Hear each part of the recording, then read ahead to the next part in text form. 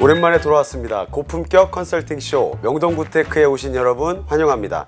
안녕하세요. 명동부테크를 뼛속까지 사랑하는 남자 부자아빠입니다. 네, 안녕하세요. 물과 바람을 사랑하는 남자 이풍수입니다. 무슨 요즘에 저기 장마철이 오고 있는데 어떻게 뭐 잠 잘 오시지 않습니까? 뭐 비와 바람이 몰아치는 아. 결국 물과 바람의 남자의 계절이 왔습니다. 맞습니다. 예, 풍수님한테 날씨는 도와주고 있지만 제가 뜨거운 가슴으로 오늘 풍수님하고 한번 이야기 진행해 보도록 하겠습니다. 자, 오늘 주제 저희 뭔가요, 풍수님? 네, 오늘은 최근 아파트 시장은 상당한 회복세를 좀 맞습니다. 보이고 있습니다. 하지만 오피스텔은 좀 뜨겁지는 않은 것 아, 같아요. 그래요? 가격도 그렇고 거래량도 좀 미진하고요. 그래서 이번에는 오피스텔 상품을 가지고 소형과 중대형 이 두 가지 중에 투자 관점에서 어떤 상품을 고르는 게 좋을지 한번.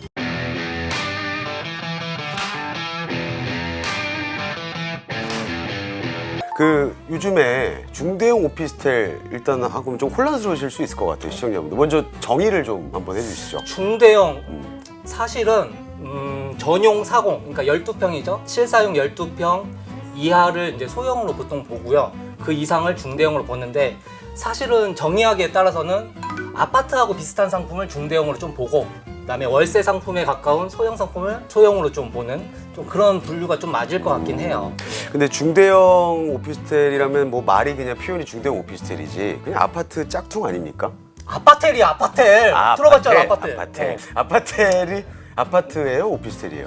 정확한 그 네네. 법적 용어는 아니지만 이제 일반인들이 쉽게 이해하기 위해서 이제 시행사나 건설사에서 상품화한, 그래서 이름이 아파트하고 오피스텔이 하이브리드된 이제 상품을 아파텔이라고 보시면 될 것 같아요. 예. 그러면 아파텔 같은 경우에는 이제 주택법인 아파트와 달리 건축법 적용을 받다 보니까 그렇죠. 그 사용 면적, 실사용 면적, 전용 면적 부분에 있어서 좀 불리한 거 아닙니까?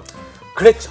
하지만 발코니 부분을 원래는 안 됐는데 최근에 법 개정으로 인해서 발코니 설치가 이제 가능하기 때문에 근데 앞으로 이제 분양하는 신규 아파텔 상품은 거의 아파트랑 대등한 실사용 면적을 가질 것이다. 이렇게 보고 있습니다.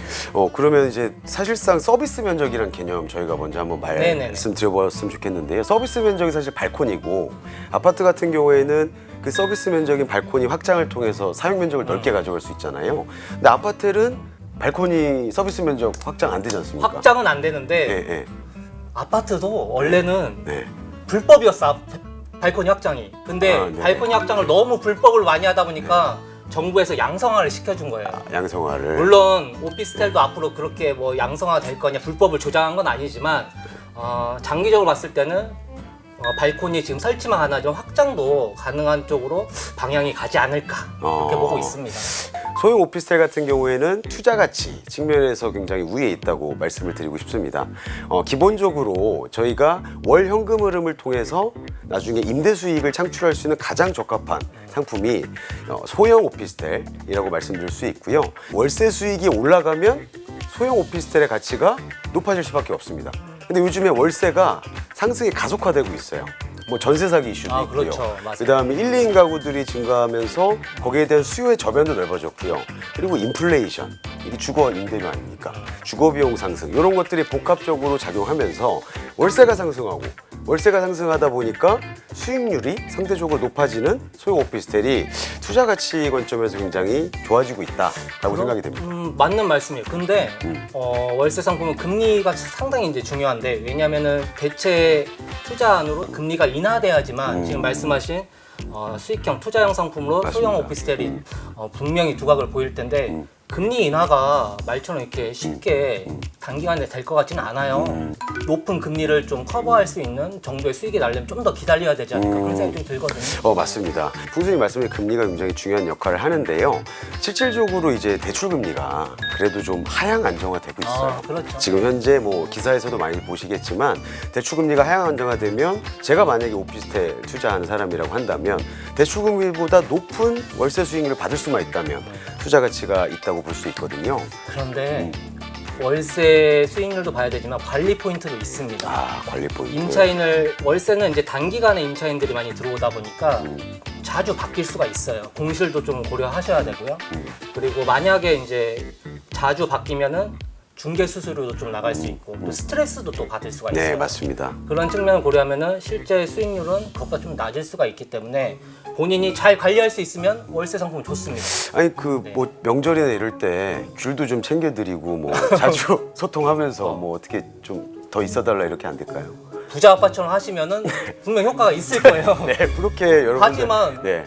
만약에 악성 임차인 분이 들어오시면 이런 애로사항이 있을 수 있죠. 아 맞습니다. 예, 임차인 리스크 그리고 공실 리스크는 꼭 체크하시면서 면밀하게 살펴보시고요. 그래서 1, 2인 가구 대상으로 한 소형 오피스텔 투자를 걱정하실 때는 입지를 우선적으로 좀 살펴보셨으면 좋겠습니다.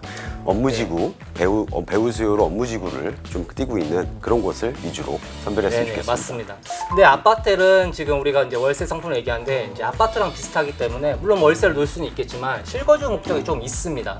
최근에 이제 오피스텔 상품으로서 아파트 대체제인 아파텔의 경우에는 상업 지역과 준주거 지역 아주 핵심 입지 지역에 이제 들어서는데요.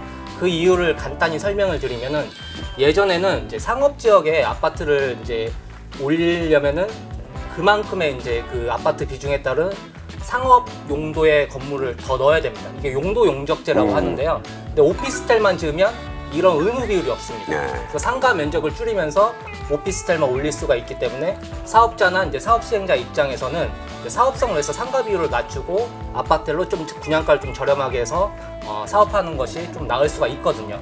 그래서 향후에 상업 지역과 준주거 지역에 아파트는 들어서기 어렵다. 왜냐하면 그만큼 상업용 공간을 넣으면 리스크가 생기기 때문에 결국은 아파트랑 유사한 상당히 이제 커뮤니티도 갖추고 입지가 좋은 그런 아파트 상품들이 향후에 공급이 될 거고 분명히 이 부분에 대해서는 관심을 가져볼 만하다. 만약에 본인이 신혼부부다. 아파트는 등기상 업무시설이기 때문에 주택 청약 시 카운팅이 안 됩니다. 맞습니다. 주택 수가 아니기 때문에 맞아요. 네. 무주택자로 청약도 가능해요. 그러니까 주거 사다리로서 아파트에서 일단은 거주를 하시다가 청약을 노리면서 갈 수 있는 주거 사다리 역할도 할 수 있기 때문에 분명히 좋은 상품을 좀 볼 수가 있습니다. 예. 근데 매수를 했는데 오르지가 않아요.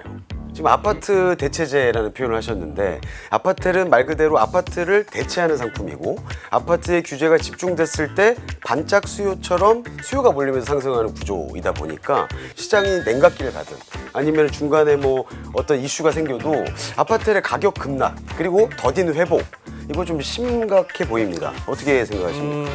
뭐 조금 인정합니다. 왜냐하면은 대체제라는 게 그렇잖아요. 최우선 상품이 아니고 이 최우선 상품이 먼저 가고 그 다음에 대체제가 이제 따르는 이제 보완 성격이 있는데 현재 아파트 시장이 제가 볼 때는 상승세에 이제 접어들었고 본격적으로 이제 많이 오른다 보면은 아파텔에 대해서 아파트의 대체 상품으로서 분명 부각을 나타낼 거고 지금 가격이 하향된 지금 저평가된 상태에서 관심을 가지고 좀 투자하는 것이 한번 고민해 볼 수 있는 거 아니냐. 그래서 그 언제 그게 언제? 언제 그 좀 오래 살아야지. 거기서 짧게 살면 안 되고 소형 오피스텔 같은 경우에는 그 규제적 측면에서 혜택이 굉장히 많습니다. 최근에 규제 발표가 됐겠지만 60제곱미터 이하의 소형 오피스텔의 경우에는 사도, 나중에 취득세, 양도세, 종부세 중과를 할 때 주택 산정수에서 제외시켜줍니다. 네네. 그리고 취득세를 50% 또 감면해줘요. 이런 혜택 아파트에는 없지 않습니까? 없죠? 없죠. 네, 없어.